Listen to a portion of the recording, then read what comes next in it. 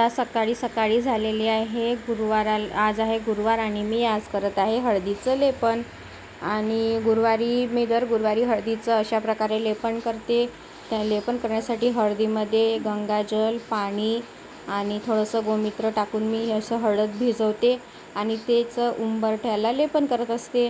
तर आता इथे मस्तपैकी लेपन करून घेते हळदीचं आणि लेपन केल्यानंतर मग घालणार आहे मी रांगोळी. जेव्हा आपण हळदीचं लेपन करतो याच्या मागे कारण आहे की आपल्या घरामध्ये जेव्हा हळदीचं लेपन होतं उंबरठ्यामध्ये तेव्हा लक्ष्मीला आकर्षित करते. ही हळद ही लक्ष्मीला खूप प्रिय आहे आणि आपल्या घरामध्ये पॉझिटिव्हिटीसुद्धा येते आणि खूप माझ्या तर मनाला खूप प्रसन्न वाटते, खूप छान वाटते मी जेव्हा हळदीचं लेपन करते आणि त्यावर रांगोळी वगैरे घातलीत म्हणजे. तर मी आता इथं पूर्णपणे असं हळदीचं लेपन करून घेणार आहे. तर मैत्रिणींनो, तुम्ही पण हळदीचं लेपन करत जा. तुम्हाला जर माझं पटत असेल बोलणं सांगणं तर प्लीज तुम्ही पण असं हळदीचं लेपन करा, कारण खूप छान वाटते असं हळदीचं लेपन केल्यावर आणि मनाला असं प्रसन्न असं वाटते. तर इथे मी पूर्ण उंबरठ्याला हळदीचं लेपन करून घेणार आहे आणि माझ्या घराला आहे सिमेंटचा उंबरठा. तर मी आता इथेच करत असते.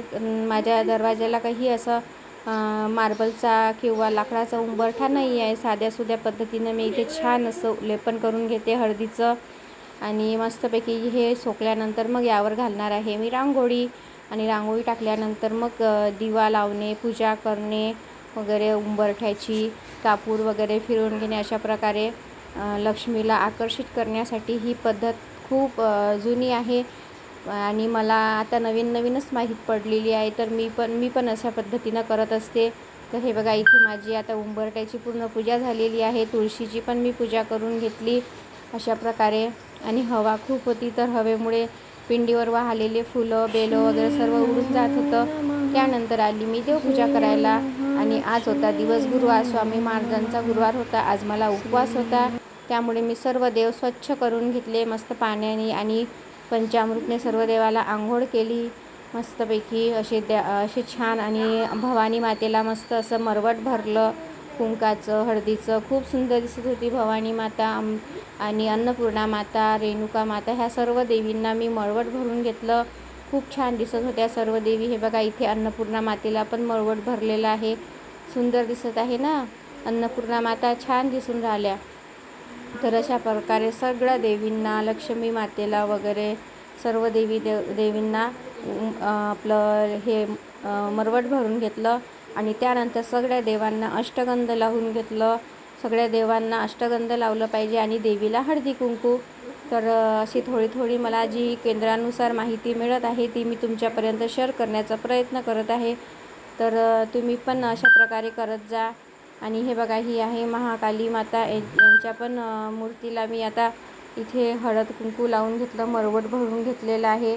गणपती बाप्पाला कुंकू लावून घेते, अक्षित वाहते आणि मग वाहणार आहे पुष्प. त्यानंतर मग मी इथे गडव्याला पण, माझ्या मंगल कलशाचा हा जो गडवा आहे, गडव्याला पण स्वस्तिक काढून घेतली आणि 5 रेषा ओढून घेतल्या आणि त्याला हळदीचं टिक्का लावून घेतला. त्यानंतर मग मी कलशामध्ये भरणार आहे आता पाणी. तर कलश पूर्ण पाण्याने भरून घेते. त्यानंतर कलशामध्ये हळद, कुंकू, अक्षित, पुष्प आणि पैसा, सुपारी वगैरे टाकून कलशाची पण स्थापना करून घेते. आणि मला खाऊची पानं मिळालीच नाही आज पण. इथे मार्केटमध्ये गेल्याशिवाय काहीच मिळत नाही आजूबाजूला. तर मग मला आजही खाऊची पानं मिळाले नाही. मग मी साध्यासुध्या पद्धतीनंच इथे आता अशी माझा कलश नेहमीचाच असतो, मंगल कलश. आणि मग मी नारळाला पण अशा प्रकारे मळवट भरलं. हे आहे माझ्या कुलदेवतेचं मंगल कलश प्रतीक म्हणून मी इथे स्थापित केलेलं आहे. आपण आपल्या श्रद्धेनुसार मंगल कलश स्थापित करू शकतो.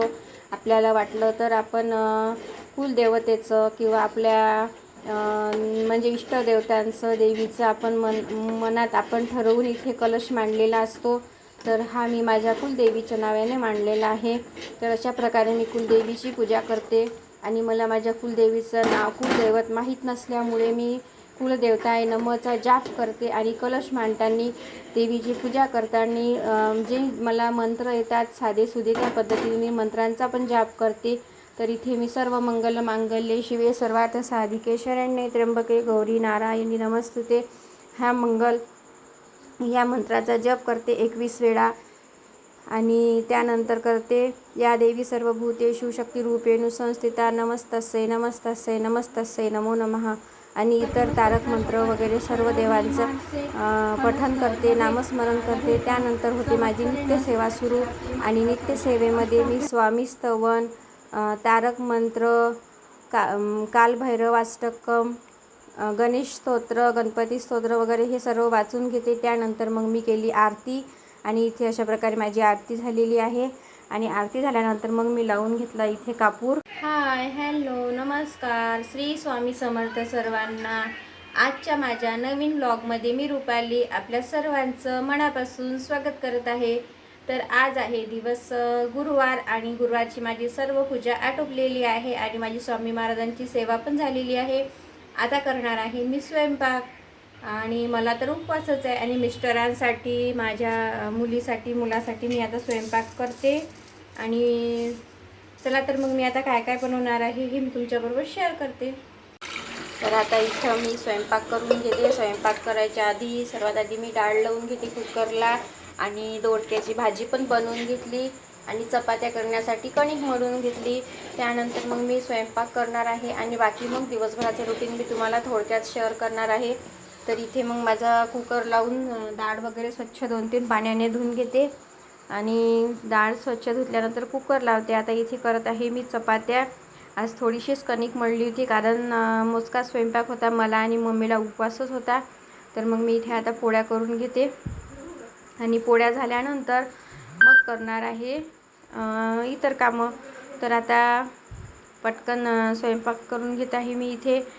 तर तुमचं सकाळी कसं असते रुटीन मला नक्की सांगत जा कमेंटमध्ये. माझं अशा प्रकारे रुटीन असते. मी आधी देवपूजा करून घेते, सकाळची साफसफाई वगैरे सर्व आटोपली की मग करते मी स्वयंपाक. कारण याच्या आधी माझा नाश्ता बनवून होतो आणि मी माझ्या मुलांना आम्ही तिघंही सर्वजण आम्ही नाश्ता करतो. फक्त मिस्टर सोडले तर त्यांना नाश्त्याची सवय नाही आहे, त्यामुळे ते नाश्ता करत नाही. मग आम्ही सर्वांनी नाश्ता करून घेत असतो. त्यानंतर मग स्वयंपाक करते मी आणि जेवायला आम्हाला वेळ असतो. तर मग मी आता इथे जेवण करता करता सर्वांना मठ्ठा बनवून दिला. कारण माझ्याकडे दही आलेलं होतं, खूप छान दही होतं, मस्त घट्ट चविष्ट असं दही होतं. मी म्हटलं चला आज मठ्ठा बनवू, मला उपवास होता. तर मग मी मस्त छानपैकी असा मठ्ठा पिले. मिस्टरांना पण दिला आणि माझ्या लहान बहिणीला पण दिला.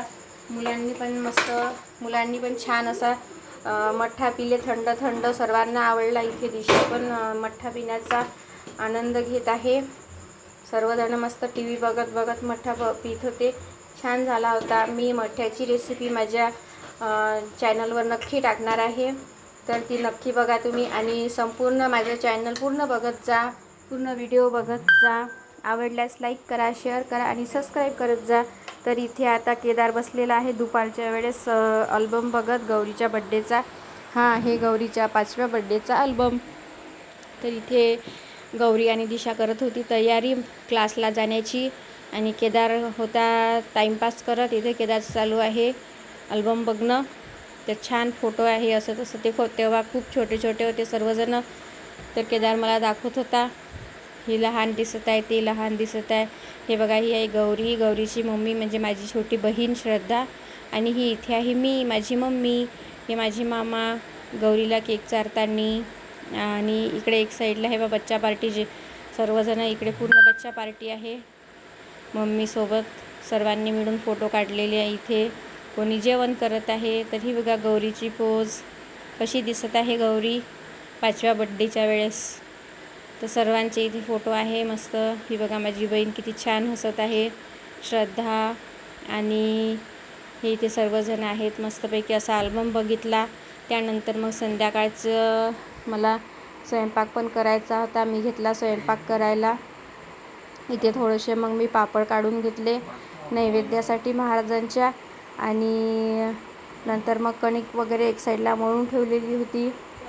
तर आधी पापड तळून घेतले. थोडंसं जेवणामध्ये मी म्हटलं चला आज तर बिना लसण कांद्याची आपण भाजी बनवणार आहोत, तर मग चला आज आपण पापड वगैरे काढून घेऊ थोडेसे खाण्यासाठी. तर छानपैकी आलूची मी आज लसण कांद्याची भाजी बनवली होती आणि ती रेसिपी माझी तुमच्याबरोबर शेअर करणं नाही झाली. पटकन मग मी स्वयंपाक करून घेतला आणि महाराजांना नैवेद्य दाखवला आणि आरती करून घेतली. कारण खूप पाऊस जोराचा येत होता आणि पावसाने सगळा गोंधळ घातला. कुठे बाहेरचं सर्व सामान वगैरे आवराआवर करावी लागली. खूप जोराचा पाऊस आला आज अमरावतीमध्ये. दुपारी 4 वाजतापासूनच पाऊस सुरू होता. त्यानंतर आणखी मग वाढला आणि रात्री तर खूपच येत होता. मग आम्ही पावसातच नैवेद्य वगैरे आरती वगैरे केली. तर हो, हा होता आजचा माझा दिवसभराचा व्हिडिओ. आजचं दिवसभराचं माझं रुटीन थोडक्यात मी तुमच्याबरोबर शेअर केलेलं आहे. ते तुम्हाला कसं वाटलं प्लीज मला कमेंटमध्ये नक्की सांगा आणि माझं संपूर्ण व्हिडिओ बघत जा स्किप न करता. आणि आवडल्यास लाईक करा, शेअर करा, सबस्क्राईब करा.